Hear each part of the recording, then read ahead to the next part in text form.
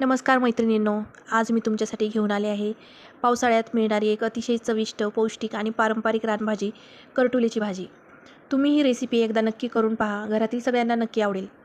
सर्वप्रथम मी पाव किलो ताजी हिरवीगार करटुले स्वच्छ धुवून त्यांचे छोटे तुकडे करून घेतले आहेत.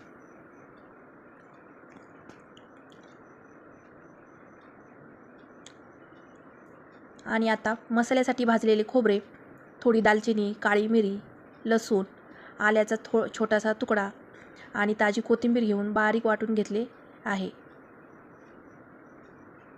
हे पहा व्हिडिओमध्ये खोबरे, दालचिनी, लसणाच्या 2-3 पाकळ्या, आलं, कोथिंबीर आणि 2-3 काळे मिरे घालून आता हे सर्व व्यवस्थित बारीक पेस्ट करून घ्यायची आहे. याची कढईमध्ये तेल गरम करून त्यात करटुले छान परतून घेतली. तेल गरम झाल्यानंतर करटुले छान परतून घ्यायचे आहेत आणि त्यानंतर चवीनुसार लाल तिखट आणि मीठ, हळद यामध्ये ॲड करून आपल्याला परतून घ्यायचं आहे व्यवस्थित. आणि आपण जी पेस्ट तयार करून घेतलेली आहे बारीक, तीसुद्धा यामध्ये ॲड करून एकजीव करून घ्यायची आहे आणि छान तेल सुटेपर्यंत परतून घ्यायचं आहे.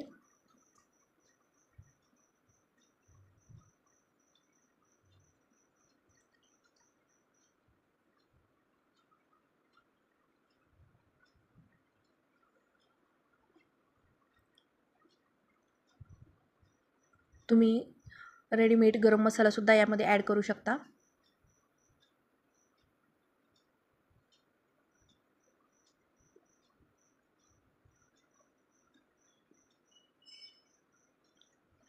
तयार केलेला मसाला यामध्ये घालून थोडंसं पाणी टाकलं आणि झाकून ठेवून भाजी छान शिजू द्यायची आहे.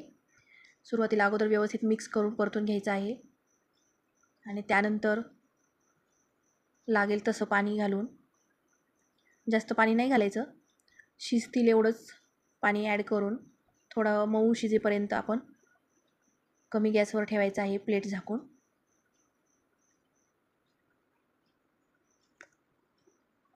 हे पहा, यामध्ये आता थोडंसं पाणी ॲड करून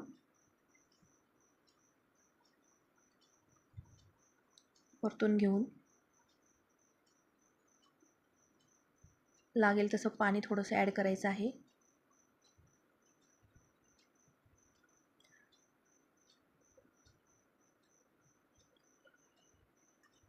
सुंदर आणि खमंग करटुलीची भाजी तयार होते आणि ही भाजी गरम गरम ज्वारी किंवा बाजरीच्या भाकरीसोबत याची चव अप्रतिम लागते. त्यामुळे तुम्ही ही एकदा नक्की करून पहा. तर करटुली ही पावसाळ्यात मिळणारी पौष्टिक रानभाजी आहे. यात फायबर आणि इतर खनिजेही भरपूर प्रमाणात असतात, जीवनसत्वे असतात. ही भाजी पचनासाठी चांगली मानली जाते आणि शरीराची रोगप्रतिकारक शक्ती वाढण्यास मदत करते.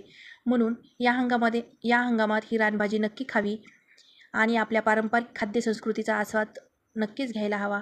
जर तुम्हाला माझी ही रेसिपी आवडली असेल तर व्हिडिओला लाईक करा, शेअर करा आणि अशाच पारंपरिक व चविष्ट रेसिपीसाठी माझ्या चॅनलला सबस्क्राईब करायला विसरू नका. धन्यवाद.